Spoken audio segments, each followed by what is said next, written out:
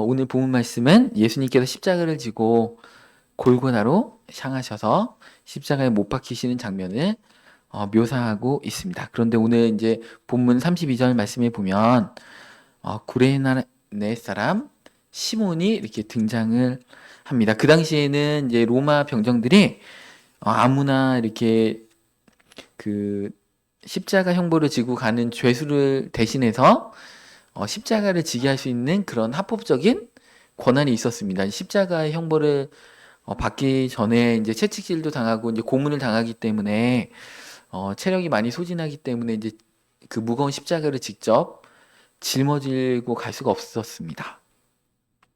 그 죄수들의 그 십자가는 그 죄수가 본인이 직접 이렇게 짊어지고 이렇게 가야 되는데 예수님께서도 이제 많은 체력적인 손실도 있고 피도 많이 흘리셨기 때문에 십자가를 이렇게 짊어지고 가실 만한 체력이 안 되셨습니다. 그러다가 이제 그 광경을 구경하던 구레네 사람 시몬에게 억지로 십자가를 로마 병정들이 이제 지워서 이제 가게 하셨다는 것입니다.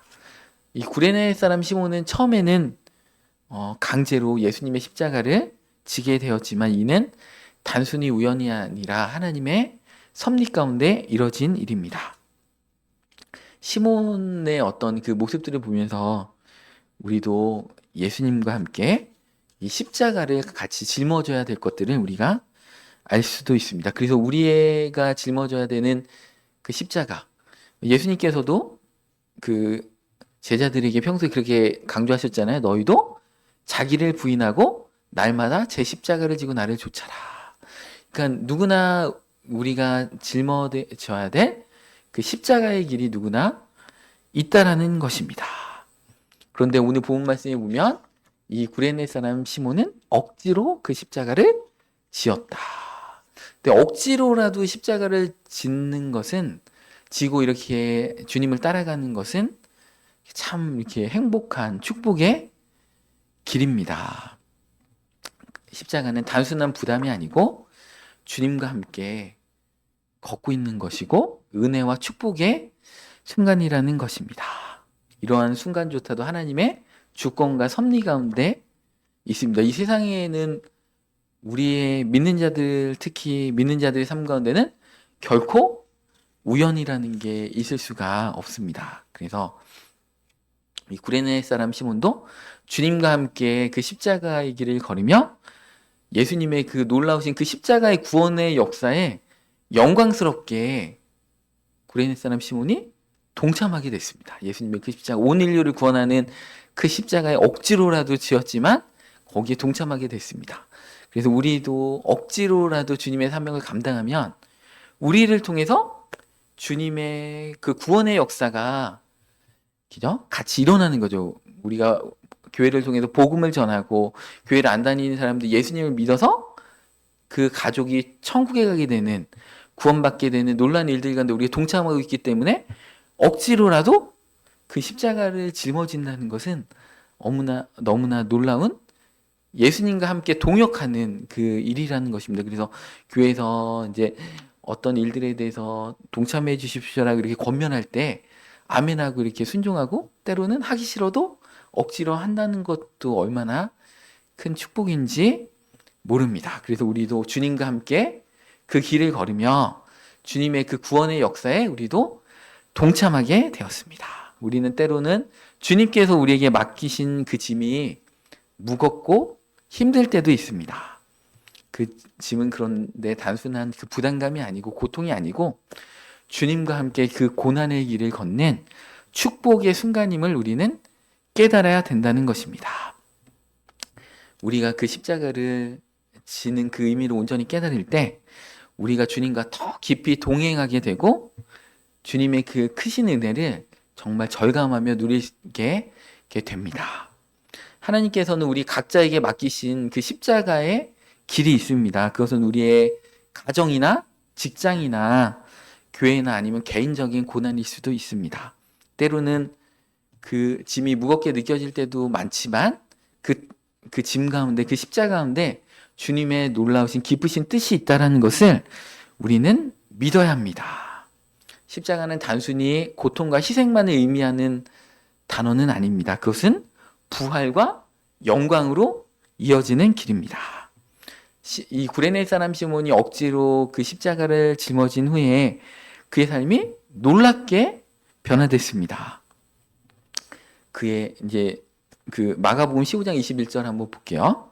이제 오늘 읽었던 본문하고 이제 그 비슷한 사건을 이제 쓰였는데, 마침 알렉산더와 루포의 아버지인 구레네 사람 시몬이 시골로부터 와서 이렇게 억지로 십자가를 졌다고 하잖아요. 그러니까 이 구레네 사람 시몬의 아들이 알렉산더와 루포라는 것입니다. 근데 이 루포가 어떤 사람이냐면, 이제 바울이 로마서 16장에 정말 이렇게 바울의 사역에 열심으로 동참하는 그 사람들을 나열할 때 이 시몬의 아들인 루포가 이렇게 나옵니다. 로마서 16장 13절 말씀에 보면, 주 안에서 택하심을 입은 루포와 그의 어머니에게 문안하라.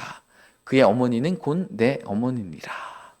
그러니까 이 구레네 사람 시몬의 와이프이자 루포의 어머니가 사도 바울, 그 훌륭하신 사도 바울의 어머니라는 것입니다.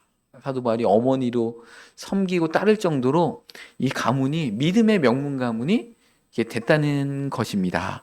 이 마가복음에도 루포가 나오고 로마서에도 루포가 나오는데, 이 마가복음은 로마인들을 대상으로 쓰여진 복음서입니다. 그래서 이 마가복음에도 루포가 나오고, 이 바울은 루포를 로마 사람들이 많이 알고 있었다라고 생각했기 때문에 이 마가복음과 함께 이 로마서에도 루포가 이렇게 같이 쓰여져 있는 것입니다. 그래서 우리가 얼마나 이 십자가의 길이 영광스러운지 모릅니다. 바울의 사역에 동참하고 예수 그리스도의 사역에 동참하는 길인 것입니다. 누가복음 9장 23절 말씀에 보면, 또 무리에게 이르시되 아무든지 나를 따라오려거든 자기를 부인하고 날마다 제 십자가를 지고 나를 따를 것이니라.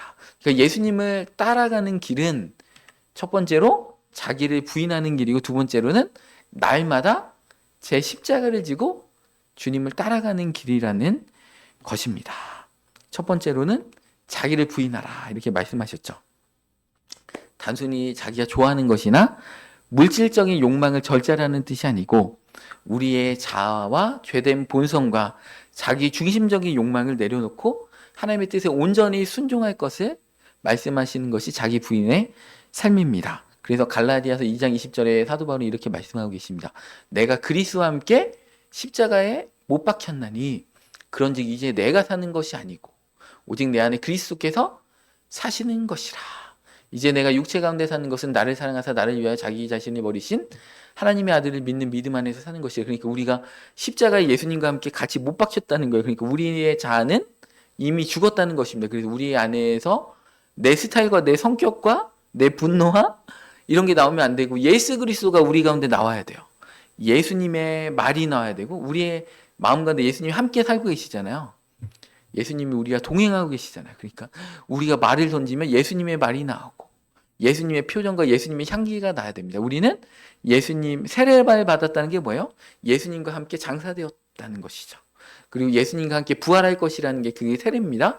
그런 것처럼 우리는 예수님 믿는 순간에 우리의 자는 십자가 이미 못 박아서 우리의 고통이 더 이상 우리를 주장할 수가 없고, 예수님의 생명이 우리를 주장하고 예수님의 뜻이, 하나님의 온전하신 섭리가, 하나님의 뜻 깊으신 그 뜻이 우리의 인생을 주관하는 삶으로 바뀐다는 것입니다.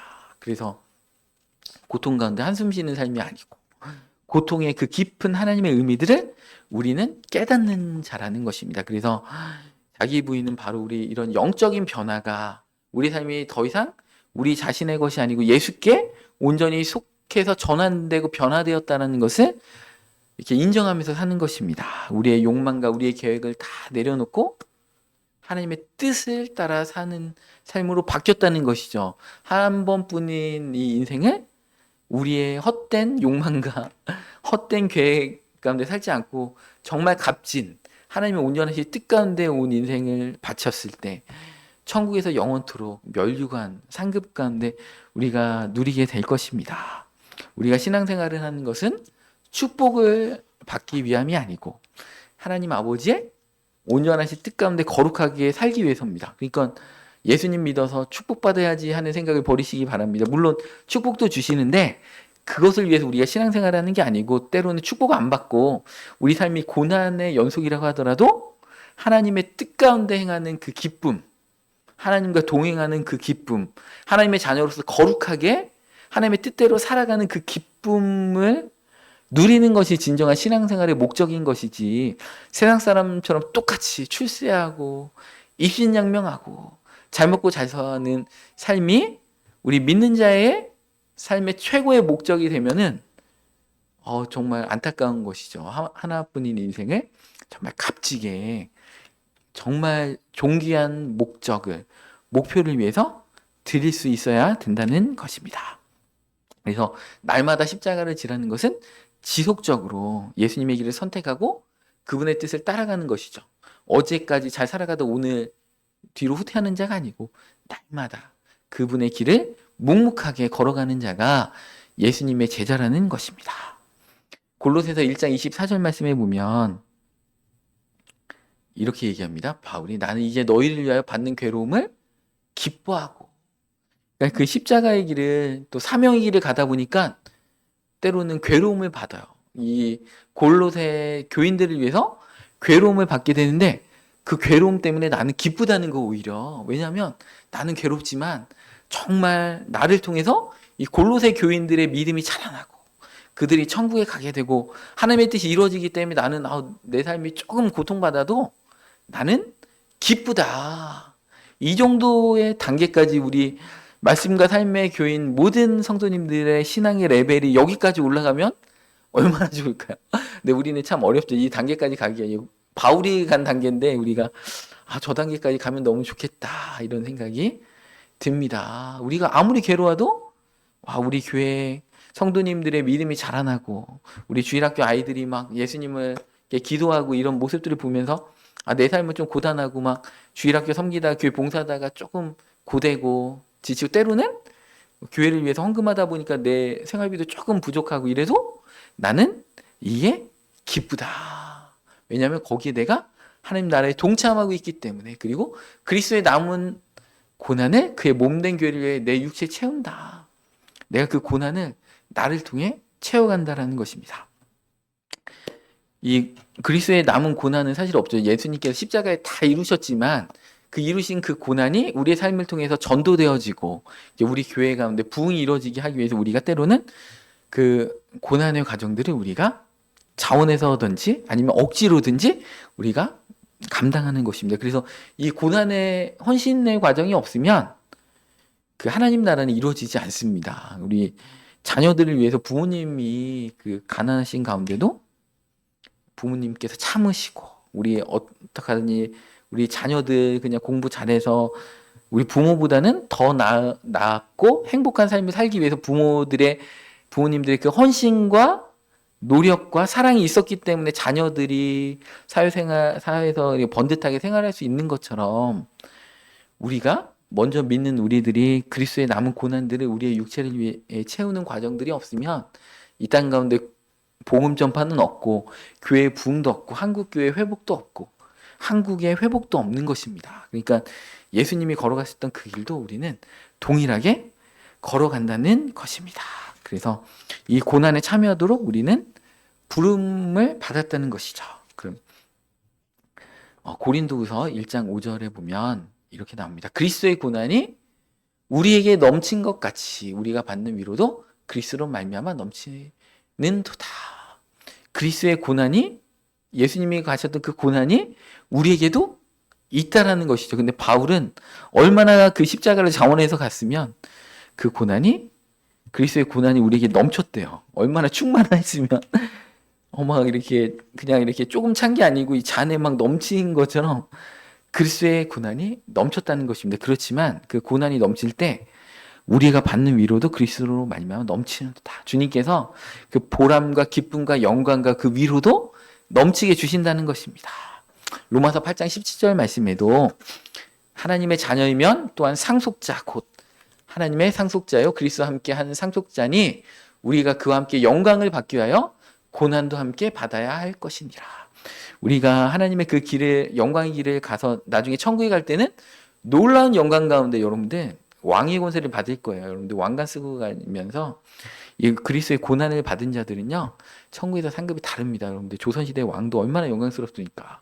여러분들 우리 조선시대 왕보다 더 영광스러운 존재가 되길 원하시면 그리스도의 고난을 여러분들 자원해서 기쁨으로 그 고난의 길을 묵묵하게 기쁨으로 가시기 바랍니다. 그러면 천국에 가셔서 조선시대 세종대왕보다 더 막 이 궁녀들도 따르고 막 내시들도 따르고 천사들이 막 호위하고 이런 놀라운 영광들을 얻게 될 것입니다.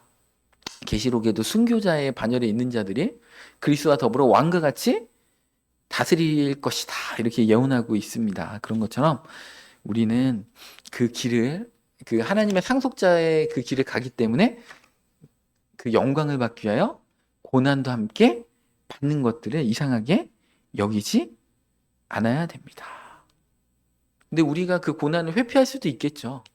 그렇지만 그게 하나님의 뜻이라고 생각한다면 그 길이 때로는 고난이라고 생각될지라도 내가 하나님의 그 뜻에 순종함으로 내가 손해보고 어려움이 있고 그 힘든 과정들이 있다고 할지라도 우리는 그 하나님의 뜻을 이루기 위해서 때로는 그 길이 고난의 길이라고 할지라도 우리는 감사함으로 걸어가야 된다는 것입니다. 여러분들 독립운동을 이렇게 이라는 숭고한 뜻을 위해서 생명을 던지고 기저 때로는 그 고난 가운데 막 그분 이름이 생각이 안 나네요. 우리나라 그 독립군들의 자기 전 재산을 다 바쳐가지고 이제 독립군들 이렇게를 키우고 이런 훌륭하신 분이 있는데 갑자기 생각이 안 납니다. 근데 그분이 독립운동하기 위해서 만주로 막 이렇게 가려고 돌대네를 한겨울에 포대기에 싸가지고 아내와 함께 막 그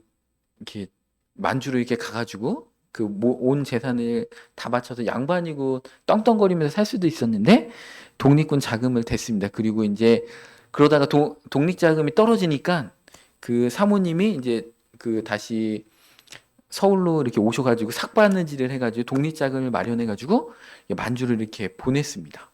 그러니까 어떤 그분들은 대한독립이라는 숭고한 가치를 위해서 그분들의 인생을 바치고 자녀들도 정말 어려움을 겪을지라도 정말 그 숭고한 가치를 위해서 그 삶을 그분들의 헌신이 있었기 때문에 우리가 일제 36년 치하를 이렇게 넘기고 대한독립 만세를 외칠 수 있었던 것입니다.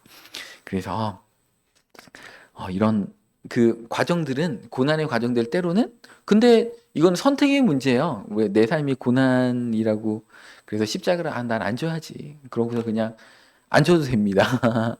그런데 이제 그것은 영광의 길이 아니고 하나님의 우리 삶 가운데 부르신 그 목적을 실현하는 그 삶이 아니겠죠. 그 독립운동가 분들도 뭐 독립운동 안 하고 그냥 일본 앞제비 하면서 뭐 이렇게 편안하게 일본에서 하라는 대로 하면서 다 그 친일파의 길을 이렇게 갔을 수도 있는데 더 숭고한 길을 갔잖아요. 그건 선택의 문제잖아요. 그죠?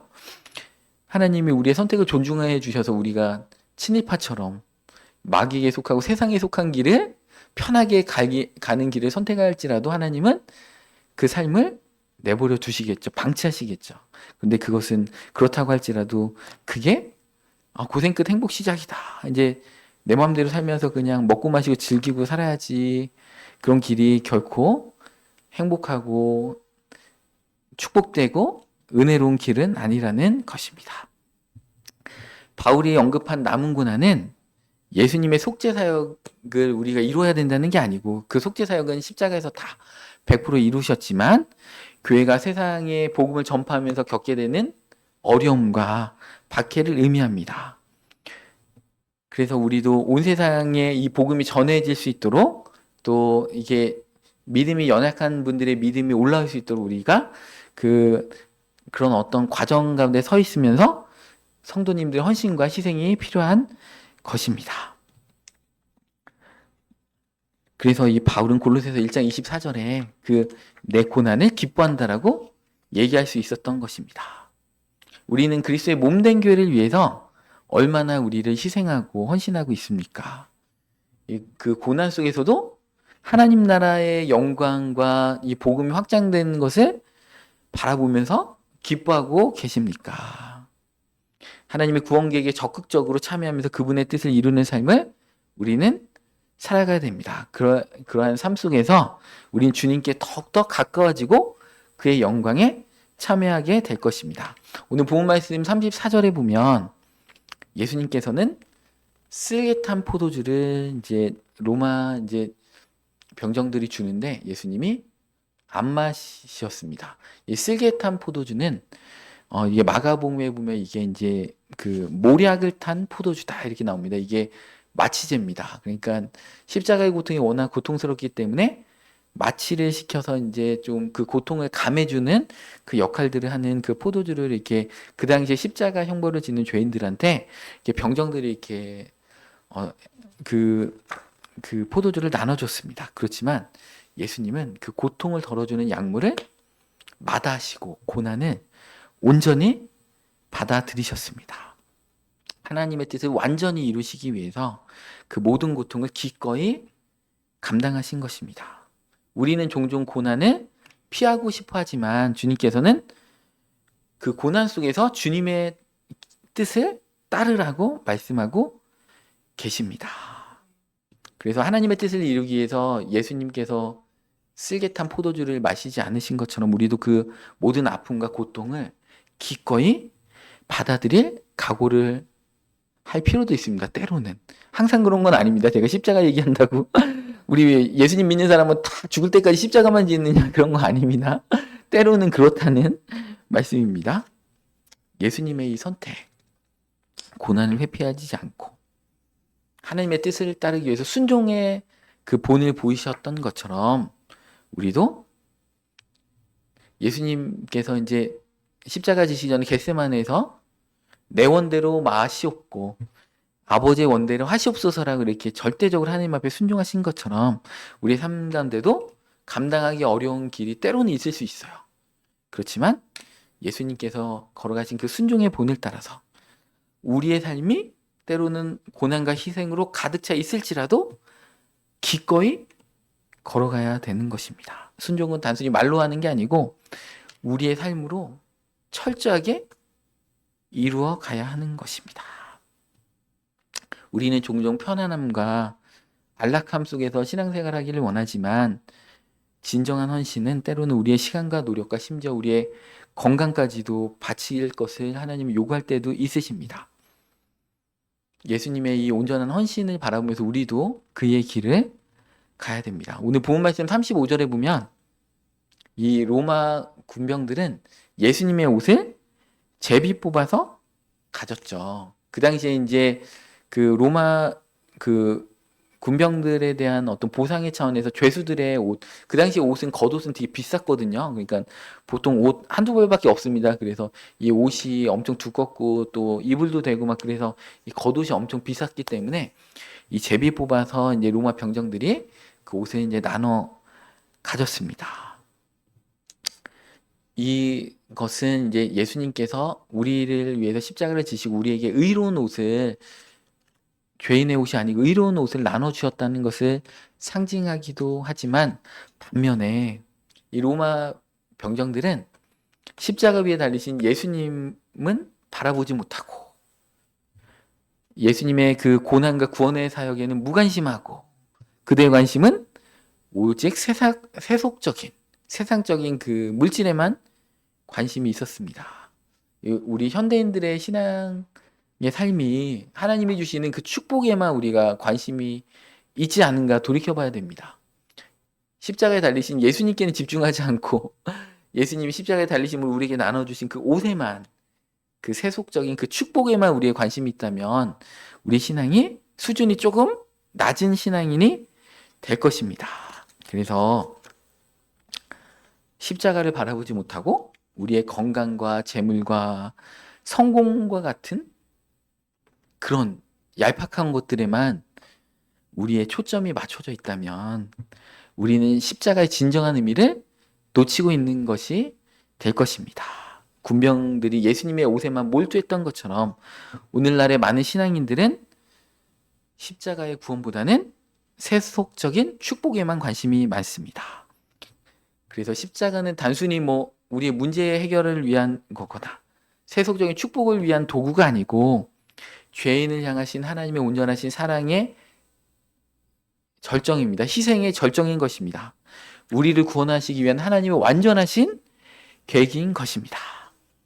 그래서 예수님께서도 자기를 부인하고 우리에게 십자가를 지고 나를 좇으라고 말씀하고 계십니다. 우리가 세상의 유익보다도 하나님의 뜻에 순종하면서 살아가야 한다는 것을 의미합니다. 우리는 종종 고난과 희생을 피하려 하고 오히려 세속적인 성공과 안락함 속에서 신앙생활을 하려고 합니다. 그렇지만 예수님은 우리의 죄값을 치르기 위해서 예수님조차도, 하나님의 아들이신 예수님조차도 그 십자가의 길을 가시면서 우리에게 새로운 생명을 주셨습니다. 참된 신앙은 십자가의 온전한 의미를 깨닫고 하나님의 은혜와 사랑을 경험하는 것입니다. 하나님께서 우리에게 가장 큰 축복으로 주신 것은 물질적인 축복이 아니고 천국을 십자가를 통해서 우리의 구원을 주신 것이라는 것입니다. 그래서 십자가 앞에서 우리의 시선을 바로 잡아야 됩니다. 그리고 오늘 본문 말씀 40절에 보면 그 예수님을 조롱하던 자들이 예수님께 뭐라고 해요? 성전을 헐고 사흘에 지는 자, 네가 만일 하나님의 아들이거든 자기를 구원하고 십자가에서 내려오라 하며, 우리에게도 이런 유혹이 있죠. 십자가에서 내려와라. 그래서 뭔가 능력을 보여줘라. 예수님은 십자가를 지시고 고난의 가운데 이 세상 온 인류의 죄를 짊어질 어린 양으로 그 고난의 길을 가셔야 되는데 세상 사람들 조롱하면서 하나님의 아들을 능력으로 증명해봐라. 우리도 그런 유혹에 빠질 때가 있죠. 아, 내가 성질 낼 줄 몰라서 참고 있나. 나도 화끈한 사람이야. 박력 있어 하고서 한번 화 한번 딱 내주고 그러면 좋은데, 예수님 믿는 자이기 때문에 우리가 참고 기적 공동체에 덕을 세우고 그러니까 더 양보하고 이런 삶을 이렇게 살아야 된다는 것이, 예수님은 이미 40일 금식의 광야에서도 성전에서 뛰어내려 봐라. 천사들이 너를 받쳐줄 거야. 그러면 어떻게 됩니까? 슈퍼스타 성전에 뛰었는데 막 천사들이 막 받아주면 어떻게 됩니까? 슈퍼맨 되는 거죠.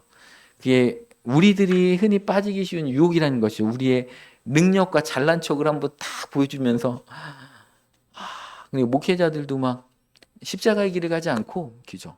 은사와 능력을 막 과시하면서 나 이런 사람이야. 그죠? 그런 걸 한번 보여주고 싶은 유혹에 딱 빠지는 거죠. 딱 이렇게, 그죠? 우리 또 돈 많은 거 보여주기 위해서 이제 지갑을 한번 열어가지고 5만 원짜리 막 많은 거 한번 보여주고 막 그러면 안 됩니다. 그죠? 그래서 그 자신을 드러내려는 유혹, 예수님은 거기에서 철저하게 승리하셨다라는 것입니다.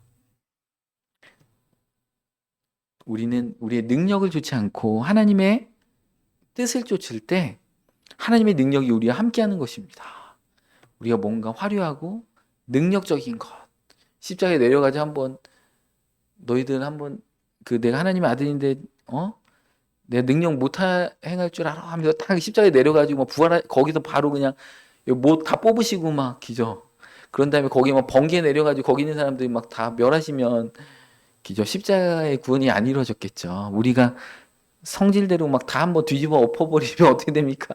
공동체 다 깨지는 거죠. 우리는 철저하게 그 주님의 길을, 하나님의 뜻을 이렇게 따라가야 됩니다. 우리 능력을 증명할 필요가 없어요. 하나님께서 증명해 주시기 때문에 내가 내 방법으로 내 축복과 내 능력과 내 은사와 내 똑똑함을 증명할 필요가 없어요. 나는 십자가의 길을 가면 하나님이 내 이름을 높여주시고 내 능력을 나타내 주신다는 거예요. 지난주 이렇게 우리 주일 설교에도 그 말씀 드렸잖아요. 바벨탑을, 내 이름을 내기 위해서 바벨탑을 쌓으면 하나님이 다 흩어버리시는데, 본토 친척 아비집을 떠나서 내가 지시할 땅으로 믿음으로 가라. 그러면 아브라함이 그 말씀을 쫓아 갈 때 어떻게 됐습니까? 네 이름을 창대하게 하리라. 복의 근원이 되고 너를 축복하는 자에게 축복을 주고 저주하는 자에게 저주를 주겠다. 우리가 그 믿음의 길을 하나님의 뜻을 깨닫고 갈 때 우리는 복의 근원이 되고, 그죠? 우리의 이름이 창대하게 되는 것이지, 우리 스스로 막 능력을 한번 행해주고 내 능력 잘난 척 한번 해주고 이런 게 우리의 이름을 창대하게 하는 게 아니고, 그것은 바벨탑을 쌓는 길이라는 것입니다. 바벨탑과 십자가는 반대 길이죠. 십자가도 갈보리산에 높이 세워졌고 바벨탑도 시나이 평지에 높이 세워졌지만 정반대의 길을 갔다라는 것입니다. 우리는 십자가를 세울 것이냐 바벨탑을 세울 것이냐 우리는 결단해야 됩니다. 그래서 현대사회에서도 끊임없이 자기를 드러내고 인정받으려는 욕구가 있어요. 그래서 SNS 같은 플랫폼을 통해서 좋아요와 구독을 눌러주시기 바랍니다. 이 유튜버들이 이제 공통적으로 하는 거 아니에요? 좋아요와 구독을 눌러주시면 유튜브 제작에 큰 힘이 됩니다. 그러면서 나 구독자가 몇만 명이야 막 이렇게 이게 되는 것입니다. 목사님들 또 어떻습니까? 우리 교회 예배당이 몇 석이야? 기정. 우리 교회 성도님이 몇 명이야? 여러분들 목사는요 평생 한 명만 가지고 목회해도요 그거 가지고 주님 앞에 감사하고 주님의 영광을 위해서 묵묵하게 그 한 명 붙잡고 가는 게 그 목사의 길이지 다른 목사처럼 화려하게 막 그죠? 몇백 명, 막 몇천 명을 가지고 성공하는 그게 성공하는 목회가 아닙니다, 여러분들.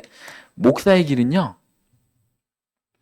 죽을 때까지 그 목사의 길을 포기하지 않고 가면 한 명을 가지고 목회하건 10명을 가지고 목회하건 그 목사님은 성공한 것입니다.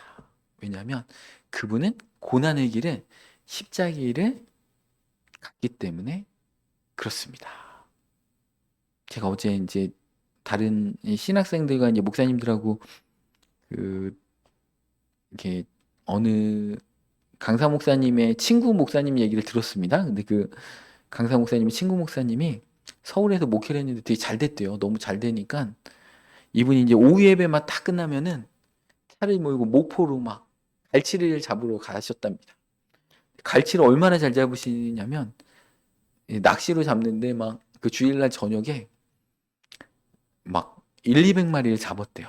그 당시에 갈치 한 마리에 막 5,000원, 10,000원씩 했는데 그러면 1, 200만 원을 버는 거죠. 그래가지고 이분이 목회도 잘 되고 갈치도 잘 잡았는데 목회를 접으시고 갈치잡이로 떠나셨다고 합니다.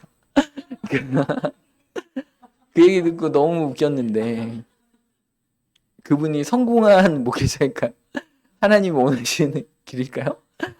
그분은 막 오후 예배만 딱 끝나면 막 불이 나게 막 갈치 잡으러 목포로 서울에서 목포까지 막 내려가셨다고 하는데 여러분들 제가 막 목회를 하다가 막 돈 진짜 잘 벌리는 일이 있어가지고 여러분들 다음 주까지만 설교하고 우리 교회 문 닫습니까 하고 제가 막 누가 한 달에 1억씩 준다고 해가지고 제가 가면 되겠습니까? 그건 아니잖아요. 그죠? 그게 마귀의 시험이라는 것이죠. 마귀가 달아보는 것이죠. 그 사명과 돈과 그게 무엇이 더 훌륭한가 달아보는 것이죠. 하나님 달아보는 것이죠. 그래서 또 심지어 우리 신앙인들조차도 우리가 하는 헌신과 봉사가 하나님께 영광을 돌리기보다는 사람들에게 인정받기 위한 수단으로 전락할 수도 있습니다. 그래서 예수님께서는 광야의 유혹도 물리치시고 십자가 위의 조롱도 다 거절하셨습니다. 자기가 내가 하나님의 뜻을 좇아서 목회하다 보면 때로는 여러분들 제가 설교를 막 비위 맞히는 설교를 안 하고 회개 메시지를 선포하고 하나님의 뜻대로 가십시오 하면은 막 이렇게 인기 있는 목사가 안 돼가지고 교인들이 많이 안 모일 수도 있어요. 그렇지만 제가 하나님의 길을 배반하고 막 성도들 비위를 맞춰가는 설교를 할 수는 없지 않습니까? 기죠?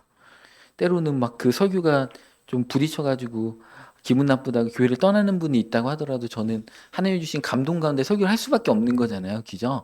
그게 목사의 길이지 않습니까? 그래서 우리의 능력을 증명할 필요도 없고 사람들에게 인정받을 필요도 없습니다. 제가 뭐 저도 이제 이렇게 주변 목사님들이 뭐 이렇게 목회 잘 되냐 물어보면 또 창피하면 안 돼가지고 또 뭐 이렇게 좀 얘기하고 싶은 마음도 있지만 그것을 막 접으려고 합니다. 왜냐하면 자꾸 그런 다른 사람들의 평가에 이렇게 연연하기 시작하면 하나님의 그 길을 순수하게 가지 못하기 때문에 그렇습니다. 빌립보서 2장 6절 말씀에 보면 예수님께서는 그는 근본 하나님의 본체시나 하나님과 동등됨을 취할 것으로 여기지 아니하시고 오히려 자기를 비어 종의 형체를 가지사 사람들과 함께 되셨고 사람의 모양으로 나타나서 자기를 낮추시고 죽기까지 복종하셨으니 곧 십자가에 죽으십니다. 예수님은요, 하나님의 아들이셨는데 죽기까지 복종하였어요. 근데 여러분들 그 조금 십자가 지고 있다고 그거 가지고 힘들다고 괴로워하고 한숨 쉬고 하면 안 됩니다. 예수님은 하늘 천국에 계신 분이 땅 밑에까지 인간으로 오셔서 죽기까지 복종하셨는데, 우리 인생이 짧습니다. 뭐 100년 이렇게 사는데 영원한 천국에서 하나님의 뜻 가운데 막 정말 영원토록 영광 가운데 있어야지. 이 땅 가운데 아둥바둥하다가 주님 앞에 주님께 갔을 때 부끄럽잖아요. 주님께 우리를 사명을 주고 이 땅 가운데 보내셨는데, 주님 우리가 그냥 먹고 마시고 그러다가 왔네요. 근심 걱정 가운데 주님 나라를 위해 살지 못하다 왔네요. 이렇게 하면 얼마나 부끄럽습니까? 천국 가겠지만. 그래서 우리가 그 주님의 길을 우리는 가야 됩니다. 신앙의 본질이 무엇인지 보여주는 거죠. 잘난 척하는 게 신앙의 본질이 아니고, 내가 주님의 길을 그 가는 것, 그 길이 십자가일지라도 내가 주님의 뜻 가운데 주님만을 높이는 길을 가는 것, 나는 죽어지고 없어질지라도. 세례 요한이 그랬잖아요. 예수님은 흥하여야 하고 나는 쇠하여야 하리라. 나를 통해 주님의 나라가 흥하여지고 나는 정말 이렇게 쇠하여진다고 할지라도 한 알의 밀이 썩어서 죽지 아니하면 열매를 맺을 수 없음 같이, 예수님께서 그 한 알의 밀이 되셨던 것처럼 우리도 예수님 위해서 한 알의 밀이 되어지면 좋겠죠. 그죠? 예수님은 요한복음 5장 40절에 이렇게 말씀하고 계십니다. 그러나 너희가 영생을 얻기 위하여 내게 오기를 원하지 아니하는도다. 많은 사람들이 영생을 얻기 위하여 예수님께 오기를, 그 영광의 길을 가려고 하지 않습니다. 예수님은 41절에 나는 사람에게서 영광을 취하지 아니하노라. 예수님은 사람의 평가에 연연해하지 않다는 거예요. 여러분, 잘난 척하면 뭐 할 거예요? 다른 사람들이 알아주면 뭐 할 거예요? 주님이 안 알아주시는데 우리는 주님의 평가가 가장 중요하다. 그러면서 뭐라고 해요? 사람들한테 다만 하나님을 사랑하는 것이 너희 속에 없음을 알았노라. 하나님을 사랑하는 게 없으니까 자꾸 사람의 평가에 연연해하고 물질적인 축복과 세상적인 축복에 연연해 한다는 것입니다. 우리는 사람의 칭찬이나 인정이 아니고 하나님께서 주시는 영원한 상급과 하나님의 칭찬을 바라봐야 됩니다. 골로새서 3장 24절 말씀에도 보면 이는 기업의 상을 주께 받을 줄 아나니 너희는 주 그리스도를 섬기느니라. 하나님께서 우리에게 상급으로 반드시 현세와 내세에서 다 갚아 주신다는 것입니다. 그래서 우리는 과연 무엇을 바라보고 있습니까? 우리 삶 속에서 자신을 드러내고자 하는 욕망이 하나님께 대한 순종보다 앞서고 있지는 않습니까? 오늘 본문은 단순히 예수님의 고난을 묘사하는 것이 아니고 그 십자가 가운데 구레네 사람 시몬처럼 우리가 주님의 십자가를 지는 삶으로 우리가 부르심을 받았다는 것을 깨닫게 해주고, 또 쓸개탄 포도주도 거절하시면서 온전히 고난을 감당하신 예수님처럼 우리도 삶 속에서 하나님께 순종하면서 그분의 뜻을 따라 살아가야 할 것을 말씀해 주고 계십니다. 또한 군병들이 옷을 나눈 사건처럼 우리는 옛삶을 끝내고 이제는 새로운 삶으로 나가야 됩니다.